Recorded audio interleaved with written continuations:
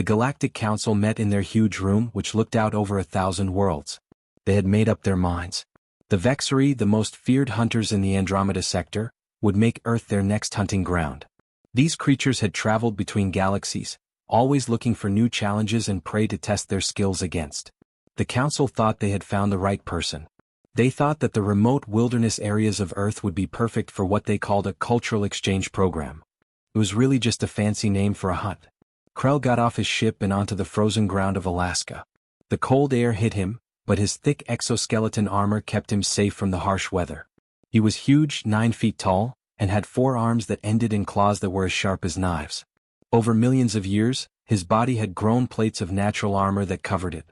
These plates were so strong that they could stop plasma fire, which is a weapon that can melt steel in seconds. His kind had taken over many worlds and Krell had hunted on 40 different ones. People thought he was one of the best. The Vexari warrior turned on the display system in his helmet. He could see a lot of information like temperature readings, wind patterns and tracks in the snow. He could see heat signatures through the thick forest of pine trees ahead thanks to his thermal vision. He could feel the warmth of small animals hiding in their dens, the heat left over from where a moose had slept hours before, and far away the faint signature of his target. Someone. A lone ranger lived out here in this frozen wasteland. When Krell was happy or excited, his mandibles clicked together. The Council had told him a little bit about people. They were weak and slow and their skin was soft and easy to rip. They didn't have any natural weapons like claws or fangs. Without artificial clothing they couldn't live in very hot or very cold weather. Their bones broke easily and they got tired quickly when they worked out. The report said they were a Class 4 species, which meant they weren't very important in the grand scheme of things. Earth hadn't been colonized yet because of some old laws that protect developing worlds. The Council, on the other hand, wanted to try something. They wanted to see how people would react when they were up against a real predator, not just the simple animals they hunted on their own world. They picked this specific person, a ranger named Jake Cooper, because he lived alone in the woods and wouldn't be missed right away. People would watch, record, and study the hunt. If the person was a good sport, they might let more hunts happen. If not, Earth would still be open to colonization. Krell started to move through the forest with surprising ease for a creature of his size. His kind had changed over time in thick jungles on a planet with twice the gravity of Earth. He had no trouble getting through the snow and trees. His reflexes were 3 times faster than those of any other person. He could take in information and respond to threats in a matter of milliseconds. He could see almost all the way around him because he had so many eyes.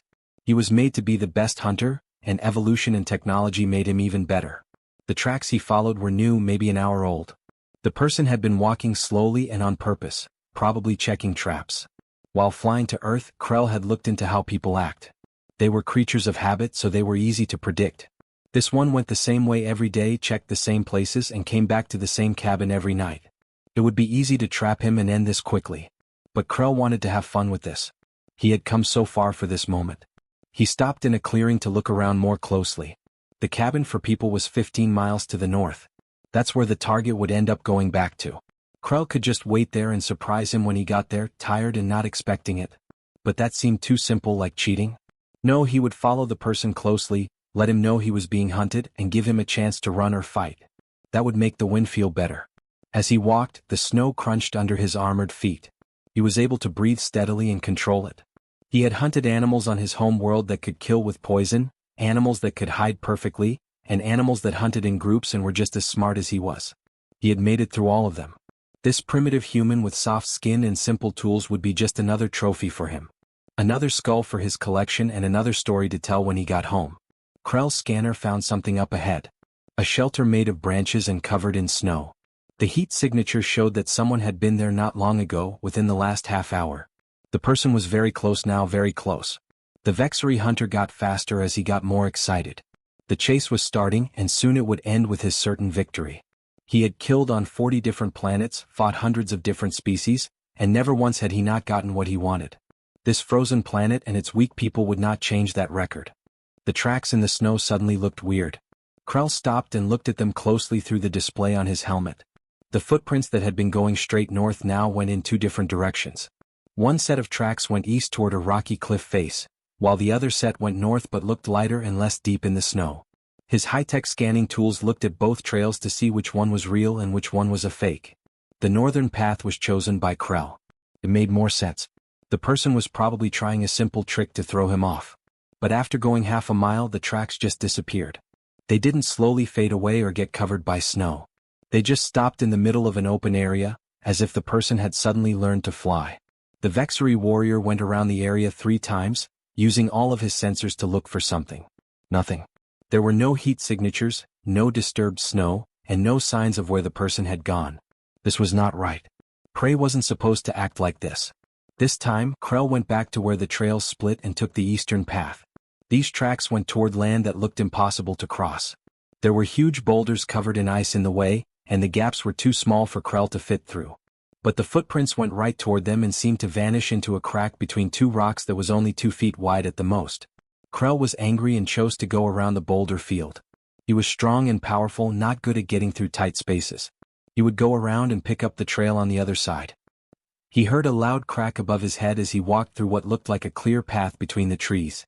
His reflexes kicked in right away and he threw himself to the side just as 3 huge logs fell from the trees above. The logs were very big and each one probably weighed hundreds of pounds. They were tied together with rough rope and hung from trees by a simple trigger system. Krell had stepped on a branch that was buried, which set the whole thing off. Those logs would have crushed him flat, armor or no armor, if his reflexes had been even a little slower. His kind was tough, but falling from that height with that much weight would have broken bones at the very least. Krell slowly got up and brushed the snow off his armor. He looked at the trap and really saw it for the first time.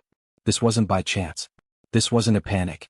The person who built this did so on purpose and put it right in the way of someone who was following the obvious path. That meant the person knew they were being hunted. It also meant that the person was fighting back.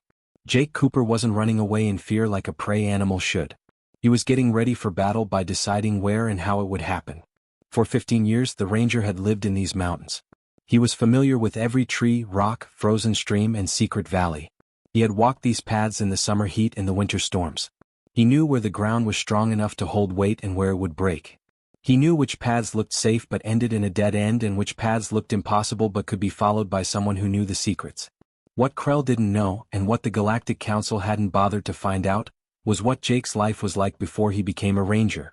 Jake had been in the military for 8 years, 2 of which were full tours with Force Recon. He had learned how to work behind enemy lines, stay alive in dangerous areas, and use any resources he could find to finish his mission. He had learned how to read the land, set up ambushes, and use any environment to his advantage. He thought those skills would never be needed again after he left the military and got this ranger job. He had made a mistake. Krell's sensors started to pick up movement as the sun began to set. Not just in one place but all over the place. His thermal vision showed heat signatures moving quickly between trees, across clearings and around his position. His audio sensors picked up footsteps crunching in the snow from a number of places. The contacts on the screen in his helmet were lighting up, and each one showed what looked like a person moving through the woods. But that couldn't happen. Only one person was there. Krell turned around to try to see all the movements at once. His systems were going crazy because they couldn't tell which signature was real and which was fake. Somehow, the person was making decoys that made it look like there were many people walking through the woods instead of just one. He might have been pulling hot stones on ropes or using some other simple trick to trick the sensors. The Vexery warrior knew he was being led. All these wrong paths and all this moving were pushing him in a certain way. He was being led west to a place where he could hear water moving under the ice. A lake that is frozen. The person was using the environment as a weapon, telling Krell where to go and when. Krell had hunted on 40 worlds and killed hundreds of animals, but this was the first time he had ever felt this way. It began as a small feeling in what people would call his stomach. A feeling of tightness, an uneasy awareness that things weren't going as planned. His kind had never needed a word for this feeling, so they didn't have one.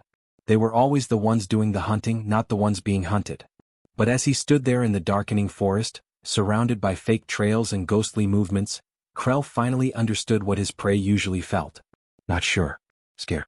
The fact that he is starting to realize that he might not be in charge of this situation. The person wasn't running. The person was hunting him back. Jake Cooper was out in that frozen wilderness, watching, waiting, and making plans for what to do next.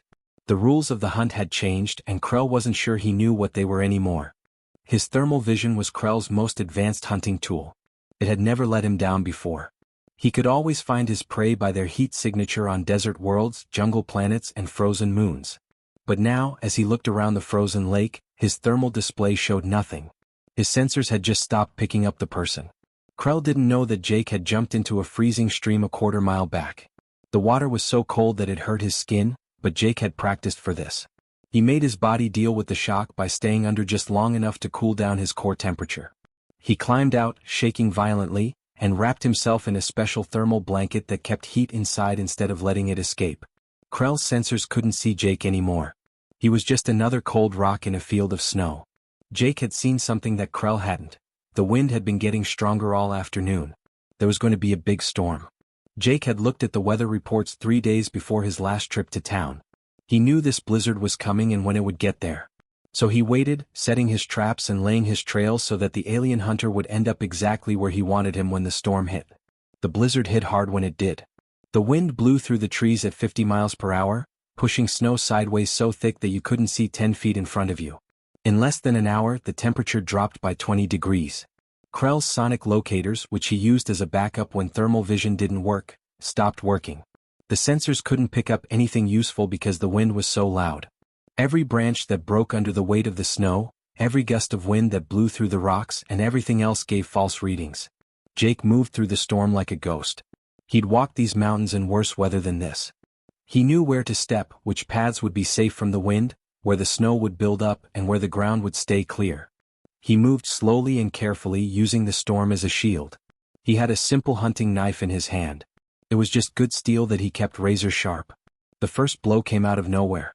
In the blinding snow, Krell's many eyes were useless. His sensors were too much for him. Jake showed up behind him like a shadow when he was standing near a rock formation and trying to get out of the wind. The knife hit its mark with surgical precision, slipping between two armor plates on Krell's lower back where the joints had a small space. It wasn't a death blow, but it didn't have to be. The blade cut through something important and all of a sudden Krell's left leg went numb. The Vexery warrior turned around, reaching for his attacker with all 4 arms, but Jake was already gone, swallowed by the storm as quickly as he had come. Krell shot his plasma gun into the dark without looking, and the bright bolts lit up the swirling snow for a short time but didn't hit anything. The howling wind drowned out his roar of anger and pain. The second strike came 20 minutes later. This time it was from far away. Jake had gone back to a ridge that was 300 yards away. He had found a place to hide behind a fallen tree and set up his hunting rifle, the same one he had used to track elk and bears in these mountains for the past 15 years. There wasn't any fancy computer targeting on the scope, it just had good optics and years of practice. Through the scope, he could only see Krell as a dark shape moving against the white snow. Jake held his breath, waited for a short break in the wind and pulled the trigger. The rifle hit his shoulder hard. The bullet hit Krell's helmet exactly where Jake had aimed, even though it was a long way away. The sensor array on the side broke into pieces. The broken equipment sent sparks flying, and Krell's heads-up display went out. In that one moment, half of his technological advantages were gone. Krell thought Jake would fight differently. There was no honor in it, no direct fight and no big final battle. The person fought with patience, the kind that comes from knowing you don't have to be faster or stronger to win. You just had to be more prepared and smarter. Jake thought about every move he made. Every blow was meant to weaken, hurt, and slowly take away the alien's advantages. The Vexery were made to be very powerful. Their bodies were made for quick, intense hunts. They could run very fast, hit with great force and kill prey in a matter of minutes. But they weren't made to last. The weather on their home planet was always warm and humid, with temperatures never going below 70 degrees. Their metabolism was very fast and hot, so they needed a lot of rest and food. Krell was starting to feel something he had never felt before. Tiredness. Exhaustion that goes all the way to the bone. The cold was getting through his armor and making him move more slowly. This kind of temperature was not natural for his species to handle. Each breath got harder and harder. The cold and the constant stress of being hunted were starting to make his muscles cramp. Jake, on the other hand, came from a species that had changed over time in situations like this. His ancestors hunted woolly mammoths on tundra during the Ice Age. They would follow their prey for days, even weeks, without ever giving up. We weren't made to be the fastest or the strongest. They were made to keep going even when everything else had fallen apart from being too tired.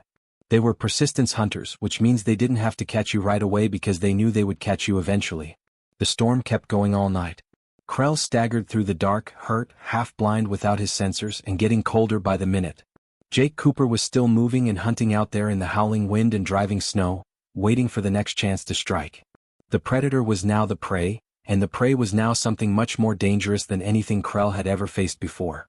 Krell fell against a tree and it hurt to breathe. The wound in his back let out green blood that froze almost right away in the cold.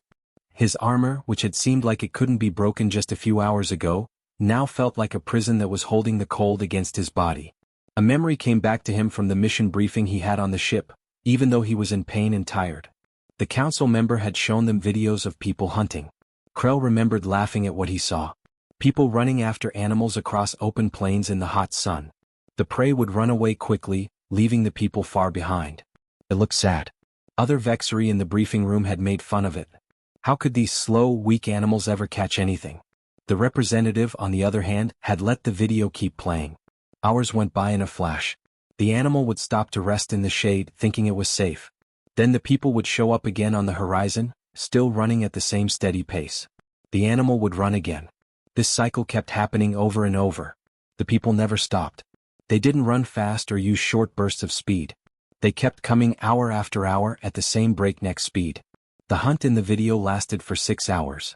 The animal finally fell over from exhaustion and heat stroke. It was too tired to even stand. The people walked up to it calmly and killed it with spears. Krell had said it was basic and not very useful. He was wrong. He got it now. Jake was the person who would never stop coming, and he was that animal. In the traditional sense, humans weren't made to be the top predators. They couldn't kill with their claws or teeth. They couldn't outrun or beat most animals on their own planet. But they had something that scared them even more. Their ability to keep going was almost supernatural. They could sweat to cool down their bodies, which let them hunt in heat that would kill most other animals. If they had to, they could go days without food. They could follow prey over long distances just by looking at footprints and broken branches. And most importantly, they just wouldn't give up. Krell finally recognized this whole part of the Alaskan wilderness that Jake had changed. Not a place to hunt, but a maze where people die. Every path led to a specific place. There was a reason for every clearing. The traps weren't just physical, they were also mental. Jake had gotten into Krell's mind and made him question his sensors, his training, and his superiority. Jake had turned 70 square miles of mountains, forests, and frozen lakes into a weapon, and he used it like a pro who had spent 15 years learning all its secrets. Krell's hand shook as he reached for his phone. His pride told him not to do it, but his instinct to survive was stronger. He turned on the emergency extraction plan. His ship's AI answered right away, but the news it gave him made him feel colder than the air around him. The Galactic Council had been keeping an eye on everything. People from dozens of different species had been watching the hunt and recording every second of it. What was supposed to show that Vexery was better had turned into something else. The AI told him that 17 different species had already filed formal requests to learn about what they called human hunting methodology. They wanted to know how a species so simple could beat a Vexery warrior. The worst part came next. The AI's analysis was cold and clinical. In this case, the Vexery were no longer being judged as hunters. The algorithms for combat assessment had put them in a different group. They were being tested as prey. The council wanted to know if other species could live through the same things that humans had lived through with the Vexery. Krell's failure was no longer just his own. For his whole species, it had become political, scientific, and very embarrassing. He tried to get up and walk toward a clearing where the extraction ship could land, but his hurt leg gave out. He fell forward onto the lake's frozen surface. The ice here looked thick and strong with a layer of new snow from the storm on top of it. Krell didn't know that Jake had spent 2 days studying this exact spot, measuring the thickness of the ice and noting where underground springs made some areas thinner than others. The ice stayed strong for 3 steps. Krell heard the crack on the 4th step. It wasn't loud, it was just a small sound like a branch breaking, but he knew right away what it meant. There were cracks all over the surface below him like a spider web. He tried to throw himself back, but his hurt leg let him down again. The ice broke and Krell fell into the freezing water below. He had never felt anything like the shock of the cold water. It felt like a million frozen needles were stabbing him all over his body at once.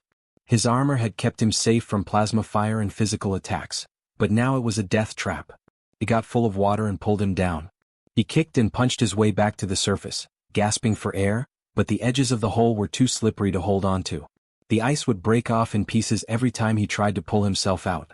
When it found the water, his emergency beacon turned on by itself. The signal yelled out into space, begging for help right away. Krell, on the other hand, knew that the extraction ship was still a few minutes away. Minutes he probably didn't have. The cold was already messing with his mind, making his thoughts slow and unclear. His arms and legs were getting numb and not working. Krell looked up at the hole's edge even though his vision was blurry. Jake Cooper was standing there, completely still and quiet. The person was just watching him, not helping or hurting him, just watching. Jake had his rifle in his hand, but he didn't raise it. He didn't have to. The lake was doing his job. They looked at each other from a distance. Krell didn't see any hate, anger, or victory there. Just a cold, logical look at the situation. The way a craftsman might look at a finished project. Jake had planned every part of this hunt since he first realized what was going on. The traps, the paths, the timing with the storm, all of it led Krell to this exact spot on the lake. It had all been planned. Krell's mandibles moved as if he were trying to say something, maybe to ask for help or to curse his enemy. But there was no noise. The cold was making his body stop working. The emergency beacon kept going off, sending a high-pitched whine that echoed across the frozen ground. Jake just stood there, watching the best hunter from the Andromeda sector slowly lose his fight with a frozen lake on a primitive world he thought would be easy to take over. For almost 30 seconds, Jake watched Krell struggle in the freezing water. He had won. Jake had led the alien who had come to kill him to a lake where it died. Jake just had to wait a minute or two and the problem would go away on its own. The Vexery's movements were already getting weaker and slower. It was getting cold quickly. But something in Jake's gut turned. This wasn't a bear or a wolf protecting its home. He wasn't even in a war where he had to kill an enemy. Jake wasn't willing to go that far. This was just killing for the sake of killing. He had been a soldier and had done hard things during that time. But he had never killed anyone and he wasn't going to start with an alien who wasn't a threat anymore. Jake let go of his gun and ran toward the hole in the ice. He picked up a long branch that he had seen earlier and had already prepared for this exact situation because he always planned for more than one outcome. He lay flat on his stomach to spread out his weight and held the branch out to Krell. Even though the alien's eyes were glazing over, something in him told him to grab the wood with one of his 4 hands. Jake tugged. The alien was very heavy, probably close to 500 pounds because of all the armor.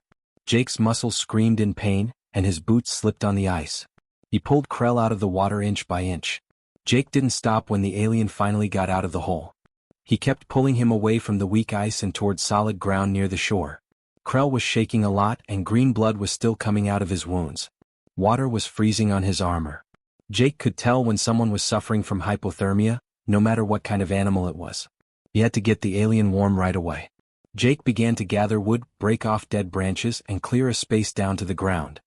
He moved his hands quickly and skillfully, making a fire ring with stones, arranging kindling, and lighting the fire with a magnesium fire starter. He had a real fire going in a matter of minutes.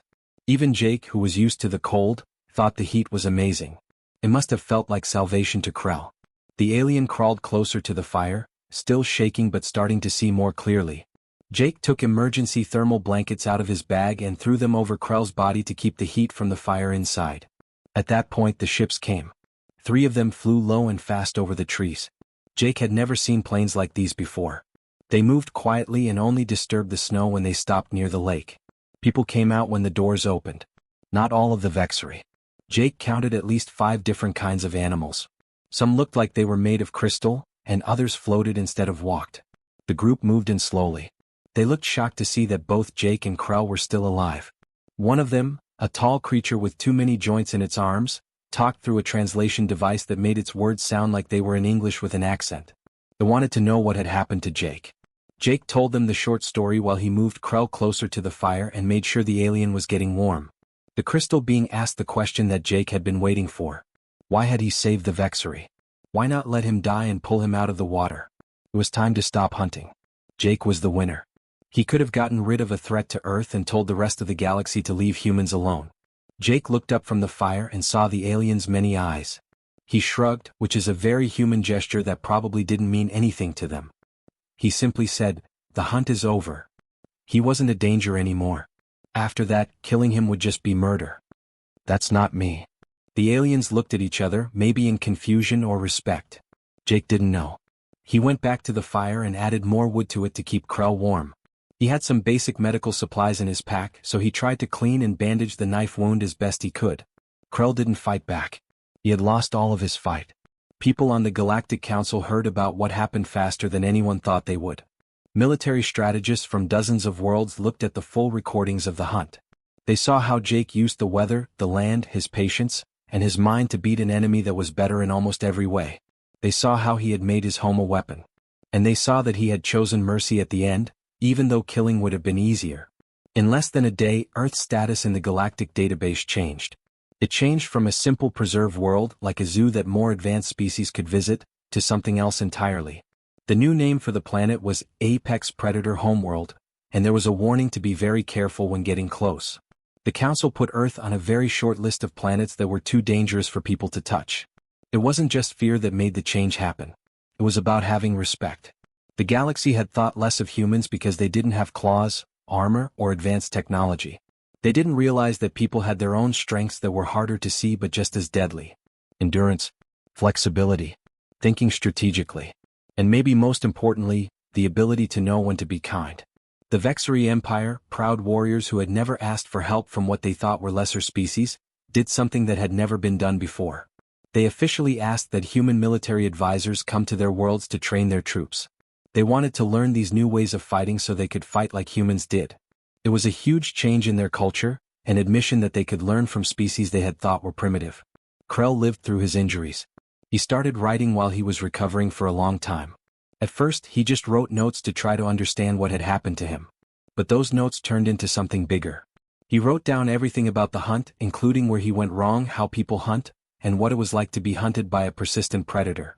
He wrote a book called On Human Warfare, a survivor's account. As a result, military academies in many star systems made the manual required reading. The first line became famous and was used in strategy meetings and diplomatic meetings all over the galaxy. Krell had written, "They aren't strong, they aren't fast, and they can't survive in space, but they are the most dangerous species I've ever met because they just won't stop." That line said something important about people that the galaxy hadn't understood before. People weren't dangerous because they had better weapons or were stronger. They were dangerous because of how they thought. When a person chose to live, fight, and defend their home, they became something that normal calculations couldn't predict. They became a force that never stopped coming, learning, adapting, and refusing to give up no matter what. Jake Cooper returned to his job as a ranger.